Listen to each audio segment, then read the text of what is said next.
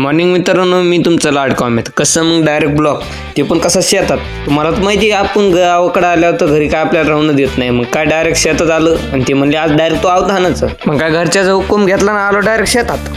मग काय राहण्यात आलं की तशी आपली राणी पळत आली. एवढं तरी आपल्याकडे जीव येतो एखादं पळत, न तर काही नाही, दुसरं तर कोणी येत नाही आपल्याकडं. मग काय तिला भाकर पण आणल्या होत्या आपण.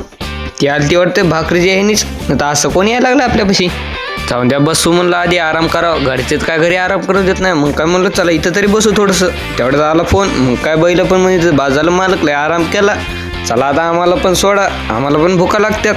म्हणलं थांबा, तुम्हाला तर भूक नाही, आधी तुम्हाला आऊत झोपितो, मग तुमचं एक काम करतो. कसं तरी आपला कटाळा लांब करून आपण झोपा लागलो तर बैलगाडी. पण काय बैल काय जवळच येत नव्हते. मग काय तरी पण आपण कसं तरी झोपलीच बैलगाडी. मग काय बैलगाडी झोपली, डायरेक्ट टाकला 5 वगैरे, सनमध्ये उडली ती पण कशी 100च्या स्पीडनं. मग काय बैलगाडी सोडली, डायरेक्ट झोपला आहोत. हा, मोकळं नाही मित्रांनो, आपल्याला काय मोकळं सोड देतच नाही. मग काय आहोत झोपलं. म्हणलं चला आता डायरेक्ट 100च्या स्पीडने एवढं आहोत आणून घेऊ. असला कटाळा आला तर डायरेक्ट दिलं पप्पाकडे आहोत. म्हणलं चाललो मी आता बेडला, मी काही इथं येत नाही माघारी.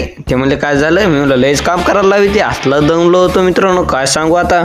त्यात काम आणि बेजारानं आहोत तास झालं तर आपलं कुठाला काय येत असल्यावर झालं. म्हणलं जाऊन द्या आता, बेडला झाले तर होईल ठीक सगळं.